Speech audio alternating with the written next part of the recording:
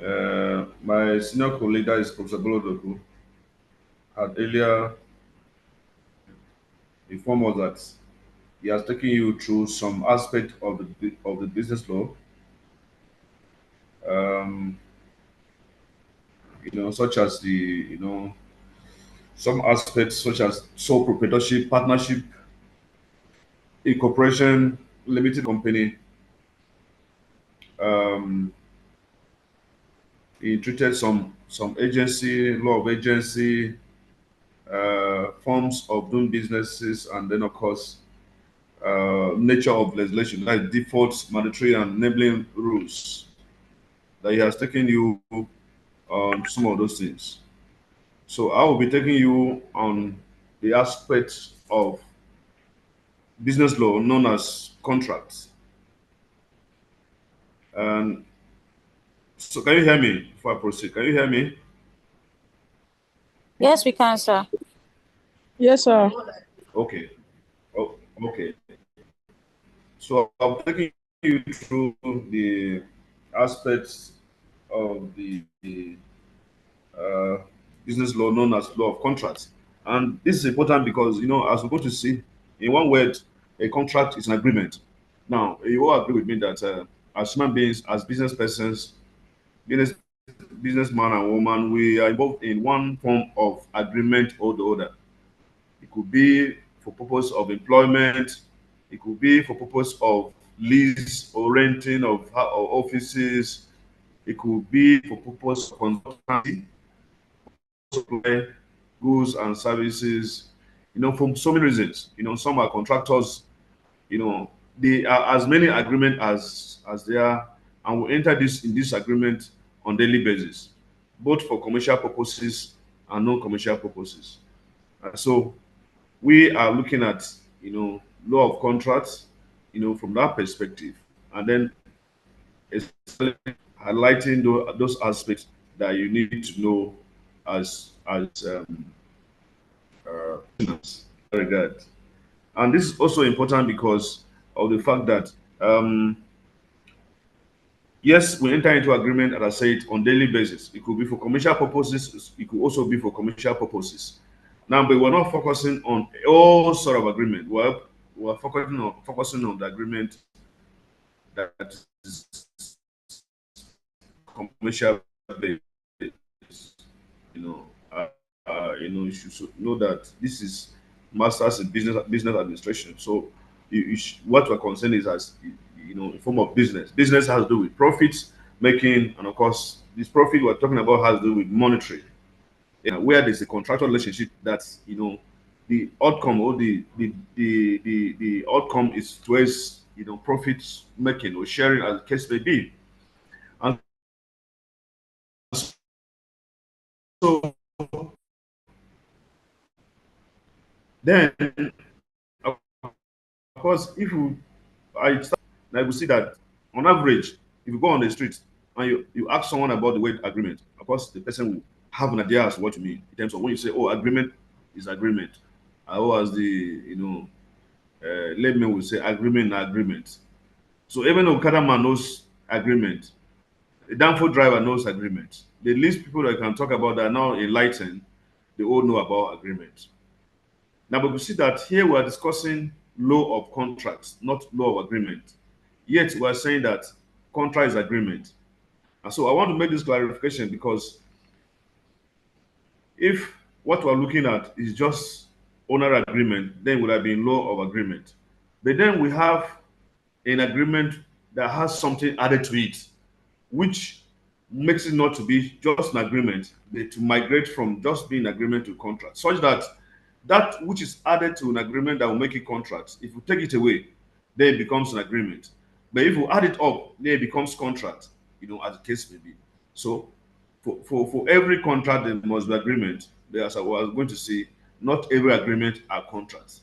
So we're not talking about every agreement. We're talking about those agreements that are contract, the ones that are created between the part that law can always enforce and things like that. So that is the context in which we're looking at. Not every type of agreement at all. No, it's only those ones that law can enforce. And of course, is that agreement, as I'm going to see, but we're going to discuss subsequently.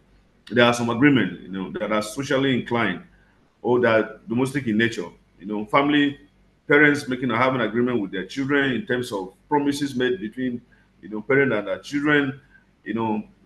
Classmates promising someone. Even there's a lot of even church members or mosque worshippers promising each other in the context of that religious setting.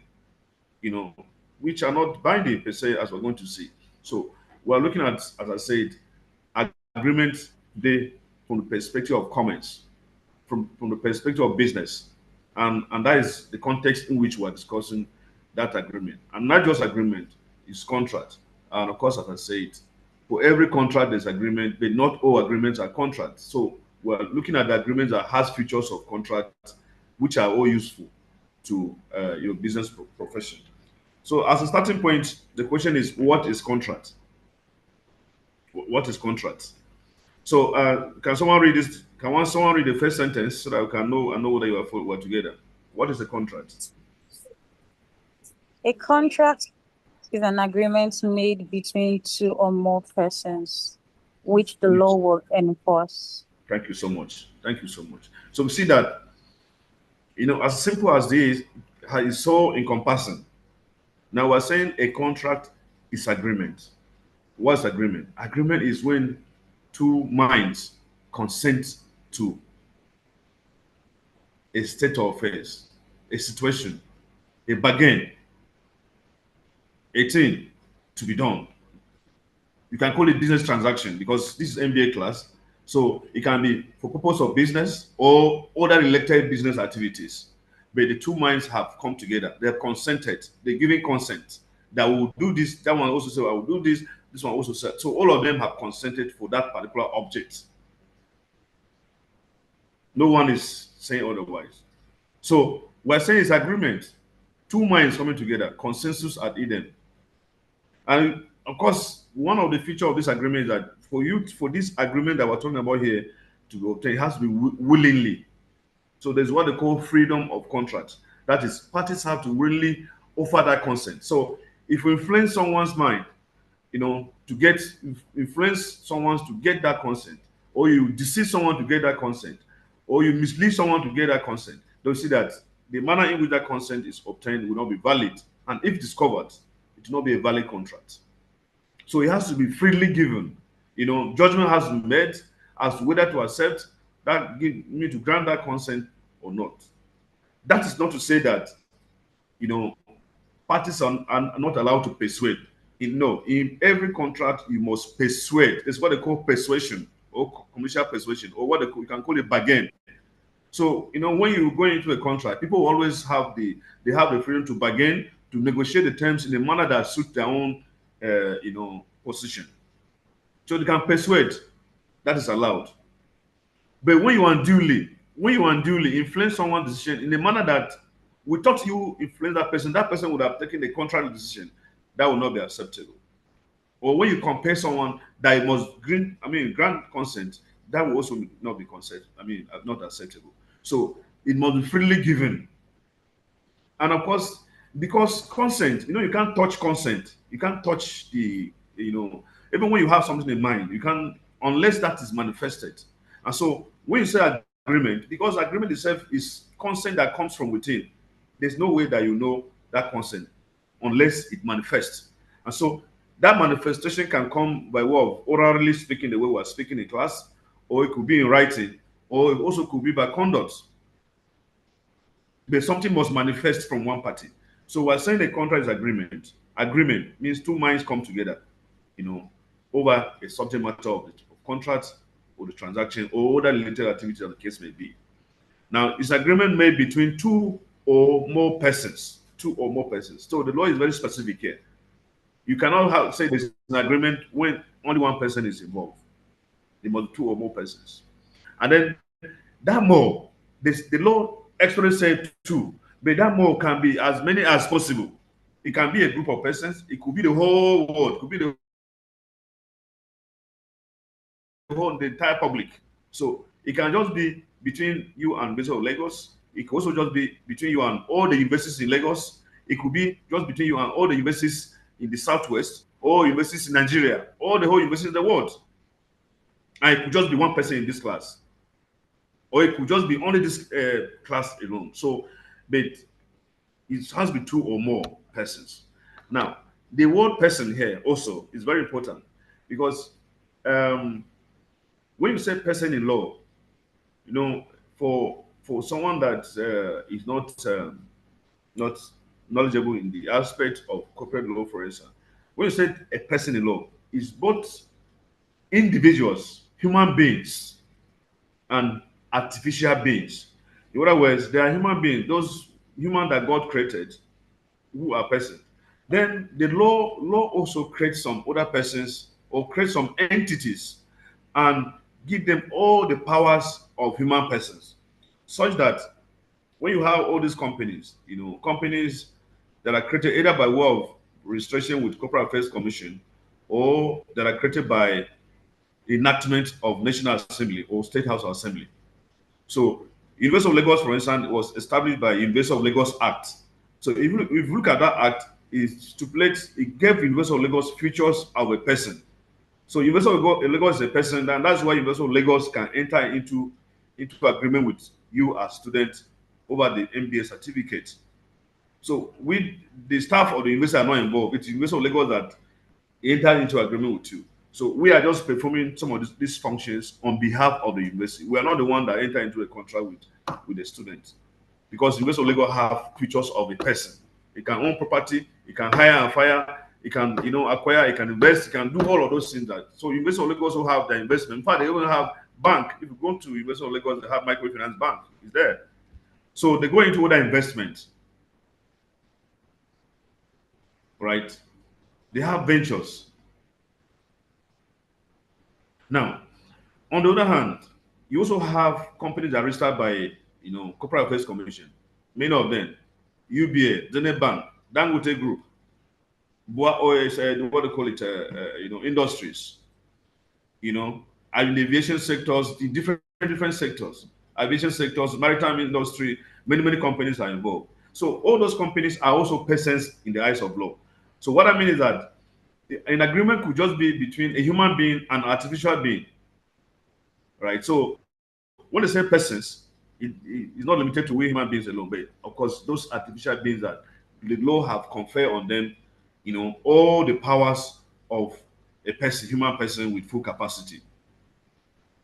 So, and of course, we're also saying that is that which the law will enforce. It means that you know it must be that agreement which the law enforce. So, even if the two minds come together, they all have their persons in this context. The agreement, that subject matter which they agree upon, is not of a nature that law will enforce. Then it will not be a contract, even though there will be an agreement. Now, but then more importantly, you know, as I said, there are different category of contracts. You know, there's what they call bilateral and unilateral contract. A bilateral contract is that where two parties sit together, they negotiate the terms together, and they come to a conclusion as this. So 1 minute, let me just answer this.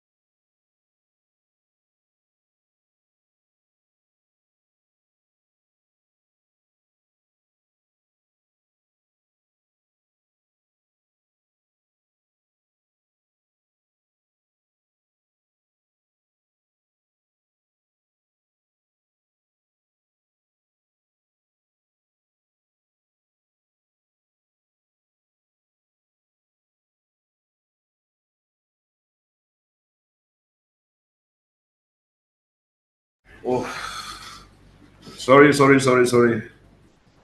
I was coming from something. I need to give the report back for the exam that we had this morning. Um, so, Her Excellency, I was saying something. I forgot which point I wasn't making. The class governor.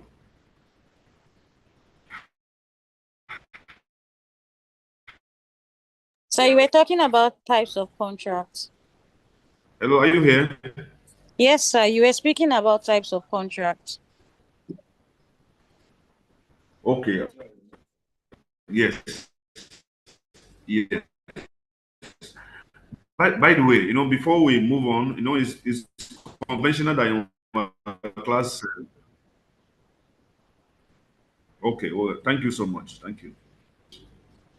Yeah, it's on YouTube now. By the way, before I go too far, just like the other stream that is, your MBA, we usually have them Tuesday, Wednesday, Thursday, Friday. So it's a whole week that we are taking you. So, but the other people now, we have already called them to bar, and this class is a low class, and then of course, I know that how we can what we usually would do is that you know to be a lawyer is not about having first class in the universities. They're just the processes anyway.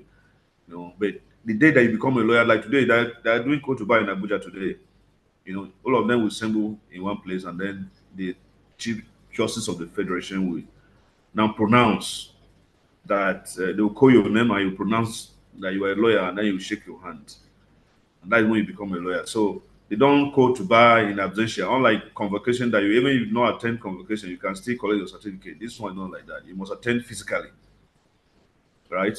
You attend physically, and then they call your name, you stand up, and then they see you before you even they invite to call you to bar and have a handshake. Certificate follows thereafter.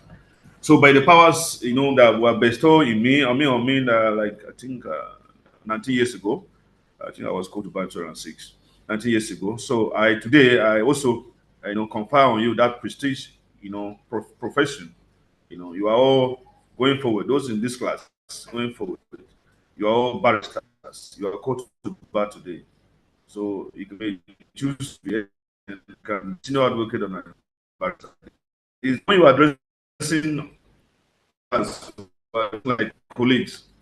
We're not addressing you as we're all lawyers. So I'll be presenting so because as many colleagues, there's some very code to back.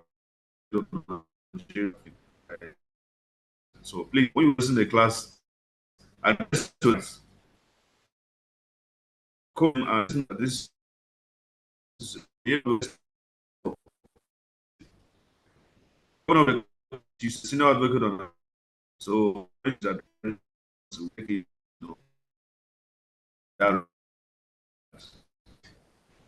So especially for being called, just that please, so every put to buy they practice. So don't practice everywhere, please. I was um, type of contracts that says bilateral and unilateral. In contract, there are sometimes that you sit together like you negotiate. If you have a contract to construct an estate or build or like that contract sector and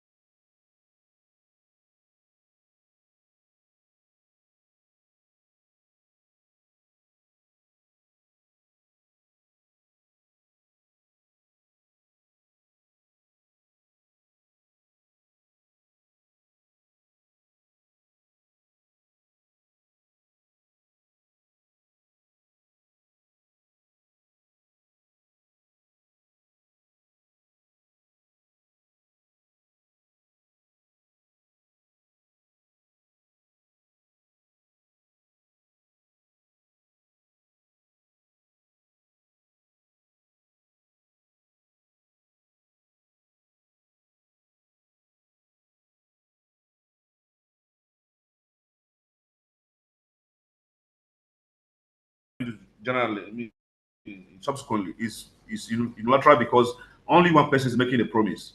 There was no other person present agree with him that look, oh, I will go and look for your laptop and pay me money. That will be bilateral.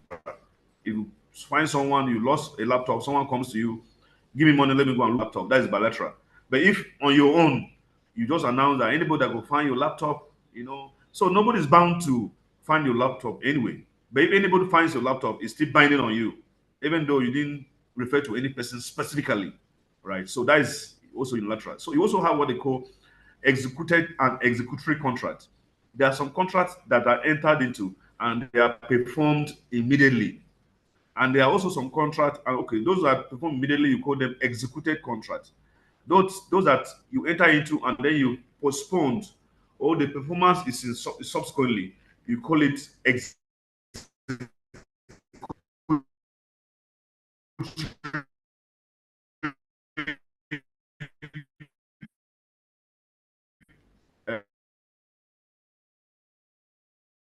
uh, uh, contracts. Excuse me, sir. Please, your network is breaking.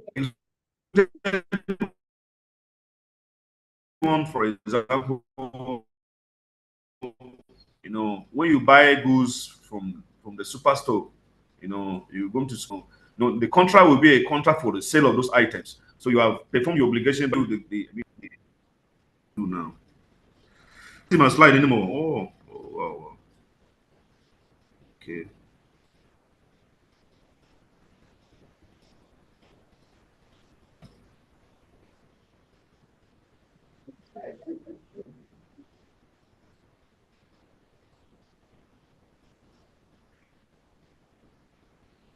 The network is quite very bad. I'm alternating from the university I mean, network is bad. I'm using my private, combining my private network. I don't know. But can you see the slide now? Hello, can you see the slide now? Yes, we can. Okay, all right. My own end is just looking dark.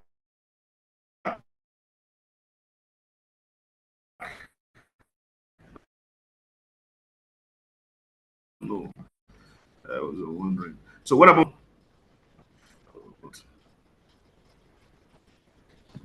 All right. So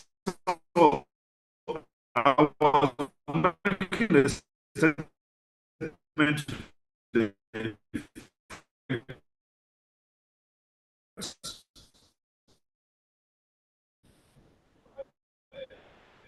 I was making the difference between executed and executory contracts. Were you able to identify that together? Hello. Wow. Hello. So we can hear you, but your network is cracking. Oh, that's serious.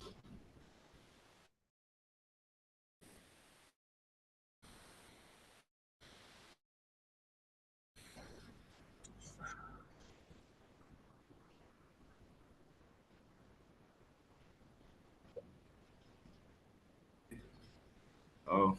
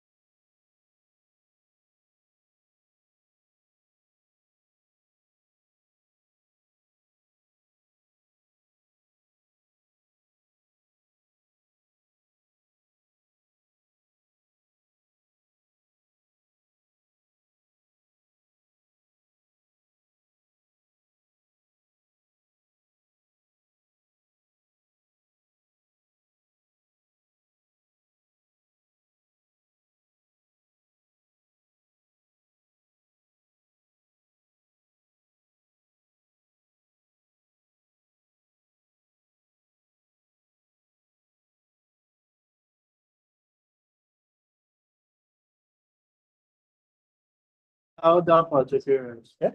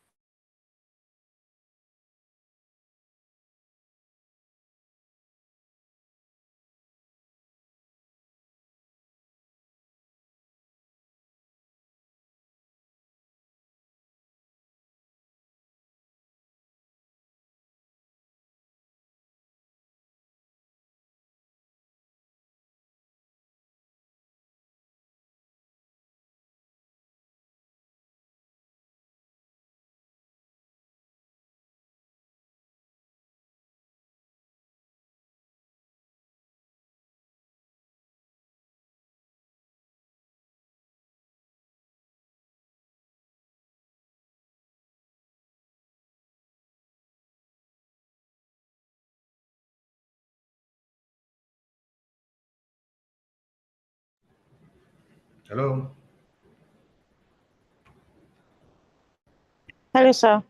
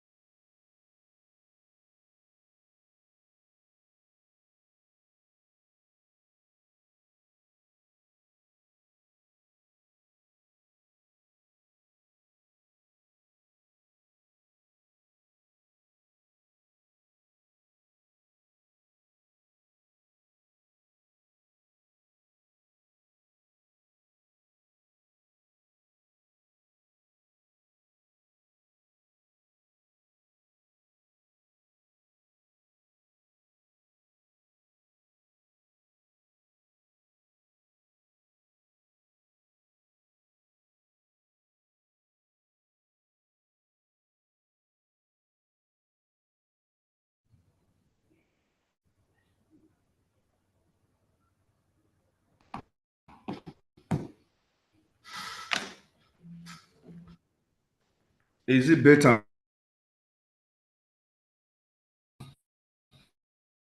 Yeah. Well, We can't see the screen, sir.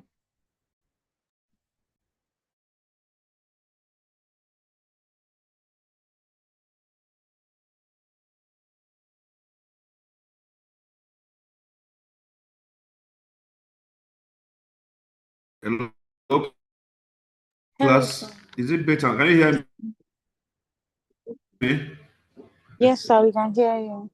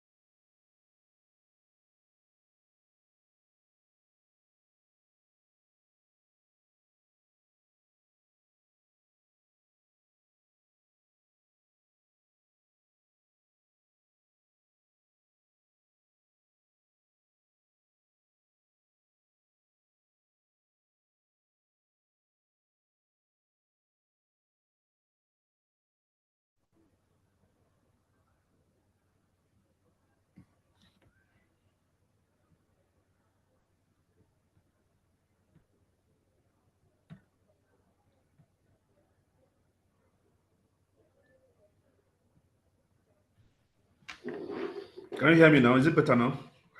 It's terrible. We can hear you, yes, sir. sir. Okay. So I was making a point, which is to the effect that I think I was giving an example of executed and executory contracts. There are some contract that once it's entered into, is already done. But then there are also contract that the performance of the contract itself is suspended immediately. Like so, like between you and University of Lagos, for instance, there's a contract quite all right, but then you see that every day we're having lectures, every week we're having lectures, twice as part of carrying out our own obligations. But it's a different thing entirely. If at the time that you pay school fees and the university also gave you certificate on at the same time, that would be they will call it executed contract. But the fact that the performance of the contract is postponed, you call it executory. So there are many of such contracts that you could fall under the category of executed. There are some that could also fall under the category of executory. And also, a contract can also be, express and implied. So what I mean is that there are some contract that the terms of it at the time you are going into. You know, at the same time, it could be implied by conduct. If you supply goods to, flour for a company that does bakery, for instance, they didn't respond to you, but they use those flour to make bread. That means that by implication they were accepted to. So where parties have taken step to go into a contractual relationship without express manifestation of the intention, you can always call it implied contract. It can be orally. Contract can be any form. It can be orally, can be in writing, it can also be by conduct. So there are different forms by which a contract can be created. So I just want to bring that to your attention. And so the fundamental thing is that is what are those things that will be in a contract, in agreement, that it will be called a contract, and those ones that will not be, they call the agreement. That take us to the elements of a valid contract. Those elements that must be present in agreement to be called a contract. There are about 5 of them. 4 are displayed here. One of them is not there. So can someone read this 4 of them that are here? Then I add the other one, just to ensure that we're together. Elements. Offer, acceptance, consideration, and intention to create legal relations. So the last one is valid capacity. Valid capacity, either age or object or authority, but they call it valid capacity. Valid capacity. So put that as element number 5, as element of contract number 5. So let's start with the first one. So the issue is that once a contract, for every transaction to be said is contractual transaction, all these 5 elements must be present. And also, every contract starts with an offer and followed by acceptance. So that manifestation of intention must come from someone known as the offer. We're going to see that, and that offer must be accepted, and the parties will exchange, pay something, price for it. They have intention to create legal relationship, and then the parties also must have the valid capacity. As we're going to see, capacity varies. For age of admission in University of Lagos, from undergraduate age of 16. For contract, it's age 18 and above. For companies, you can find it in the object clause. So we'll look at all of those things subsequently. So let's start with the first element, which is an offer. So the first paragraph, someone should read that first paragraph there.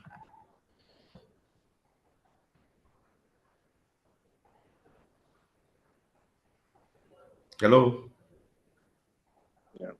A proposition made by one party, offerer, to another, offeree, indicating his willingness to be contractually bound on certain terms, provided that those terms are accepted by that other party. Good. So, the question is, how do you know that an offer? Because these are elements of contract that once they are missing, then you cannot have a valid contract. So the first one is offer. Remember that we're describing what you people as businessmen and women go through every day. Agreement is what people go into every day. Government go into agreement every day. So we're trying to describe that which you know. Because as I said, University of Lagos, for instance, between you and University of Lagos, you didn't compare yourself to be admitted by University of Lagos. Neither the university compared to admit you. There was consent. You agreed willingly. No one forced you to be in University of Lagos. Or neither you do force yourself on University of Lagos. In your place of work, also, you did not force yourself on your employer, neither did the employer force themselves on the. So just look at that throughout the industry, where 2 or more persons have to come together to do something. You see that there's no compulsion, it's freely. Now, but how do you know when someone wants to carry out a transaction with you? That's what we're trying to describe here. Now, we're saying that an offer, the first aspect of every contract is an offer. And we're saying an offer is a proposition. You can call it a statement, you can call it a promise. Here we just use the word proposition. You propose, just like we make a proposal to somebody, or you make a statement to somebody, or you promise somebody. There's always that something that coming from one of the parties going to another person. So we're saying that an offer is that proposition, is that promise, is that statement made by one party. Because remember that we're defining contract as agreement. So the party that make that proposition, there's always someone that will start it. There's always somebody. So between you and university, there's all that university that you knew that, because would have gone to tell you have done a particular point that now you an admission letter. What you have there as provisional offer for admission. Remember that that letter came out, you say knew exactly what to go through. Interview, you done so many things. You always come to University of Lagos, going online to check and this and that. Finally, University now gave you that. So you see that if we use that letter, for instance, as the offer, you see that this made by one person. One person here is the University of Lagos. So can call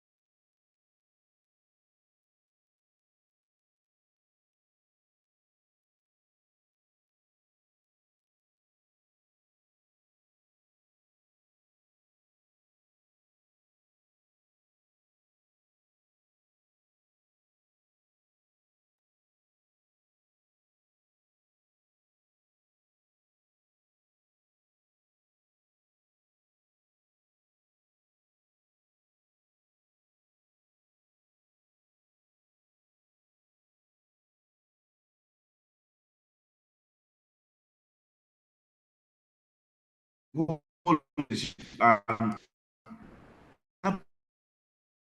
the point that so made in the book, the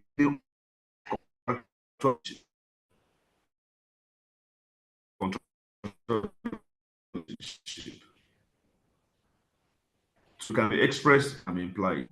It can make to one person, group of person, and this. So to do that, of course, there are elements of an offer. It must be definite. It must be certain. It must be unequivocal. Of course, also you have the offer must round. Like every person. So it must be definite. Definite in the sense that look, if for instance now I offer to supply you 5 cars, is that statement definite? Is the statement that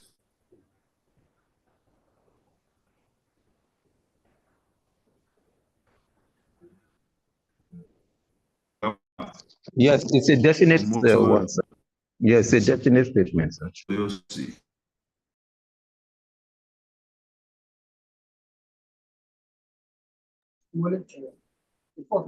Sir, please, can you share your screen, sir? If I say, I want, is it certain? Is it definite? Yes, it is, sir. As I It's a believe. definite sentence. Yes, to supply 5 cars.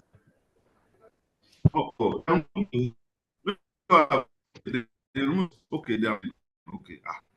Wow, this has to be stop commenting. So, baby,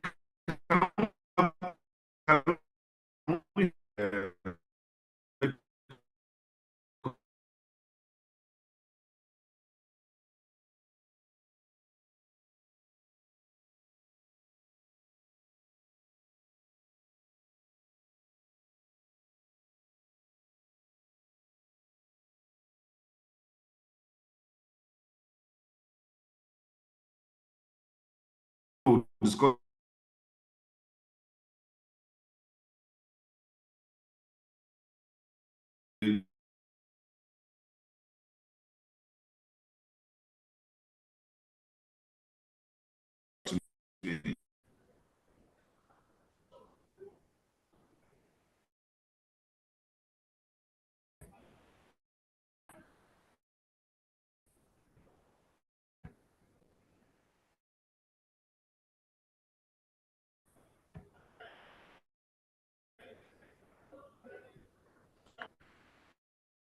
I want to give the class an assignment. I want to go and read this case that displayed the case of. Sir, we can't hear you at all.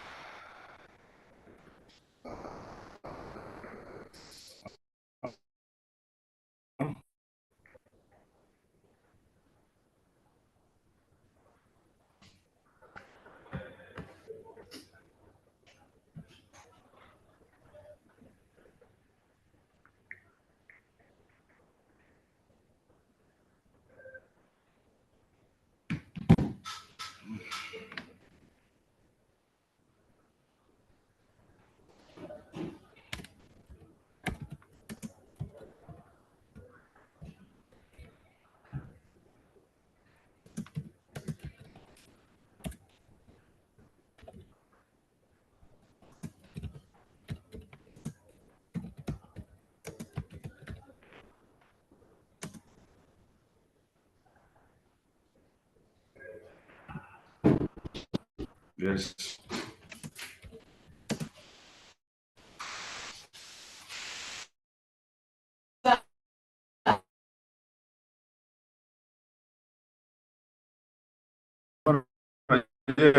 Yes. Hold on.